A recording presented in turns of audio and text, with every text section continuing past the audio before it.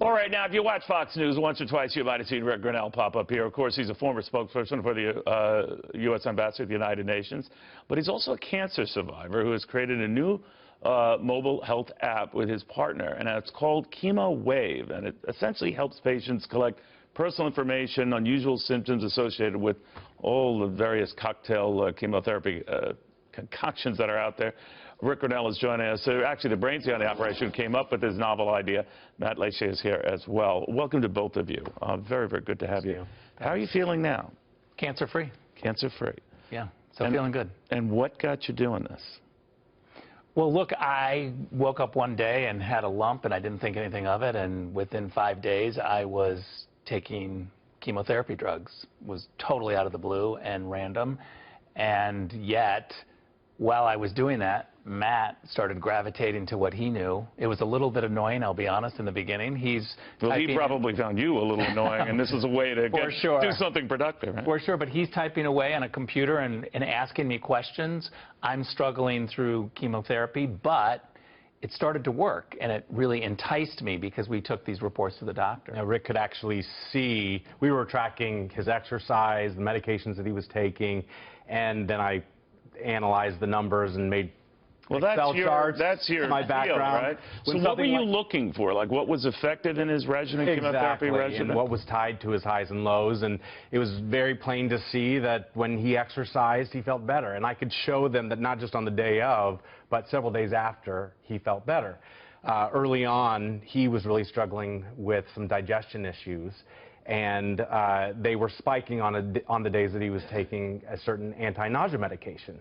So we took that to the doctor, and the doctor said, well, that actually could be what's causing that. Let's change it out. And that early But in other words, you were offering an alternative to whatever regimen a doctor gives, and most patients accept blindly. All right, I got to take this on it, when in fact there are alternatives, right? Yeah. Well, look, a doctor will sometimes come to you and say, hey, how you feeling? And you only tell the doctor how you're feeling in that moment. But what Matt was able to do is present our doctor at the City of Hope, Stephen Foreman, with charts to say, well, this is how he's done the last week or so. And the doctor would go in and say, well, I see that it was low on this Tuesday. What was that? He'd cross-reference. He'd look at what medication. He'd look at Matt's charts. He would look at Matt's charts. And so he could tell when Rick wasn't drinking enough water because I was keeping track of it. So then he encourages you to do certain things. He switches medications, but you're taking this information to him and saying, wait a minute, this doesn't make sense. So then fast forward to this app that essentially allows you to look at all the various combinations and the fallout and chart all this? Or? Right. So 2 weeks ago, we launched on iTunes, and we've made this available for free for chemo patients. And our hope now is to continue that development and make it available on Android, because we want to get this into as many hands as possible. Patients can learn from their own data, and we're also planning to inform research organizations or clinical trials and by putting these devices in the hands of chemo patients. We've funded this on our own up to this point, and it's free. But now to take it to the next level, there's a whole bunch of other diseases we could combat. We're going to need an investor, so I think that's what we're trying to find right now. All right, now I should disclose, many years ago, I gave chemotherapy to treat Hodgkin's disease. The one thing I remember, though, because it was before there was the arrival of the syringe, I think it was so long, but that I accepted whatever the oncologist told me to take or do. Do we have choices here? Yes, and there's the secret is that most of the chemotherapy side effects can be managed.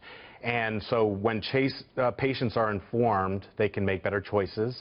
They can take questions to their doctor and work much more efficiently with their doctor, so that more confident decision can. But you've got to be a nightmare coming into the doctor's office, because you're armed with all these No, it actually makes the time much more efficient, because the doctor. So no doctor would take offense to it, like, oh. Well, our doctor encouraged us to put this into an app, because he said this is so helpful to me to look at the highs and lows. This needs to go to more than just you two. And so that's when he said, I'll put it in. It focuses the conversation.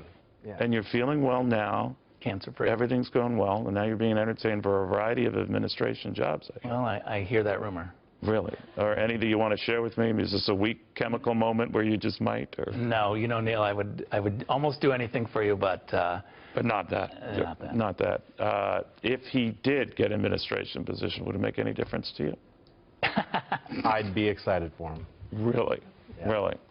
Well, thank God for looking after him. We like that. We like both of you. You're doing a lot of good.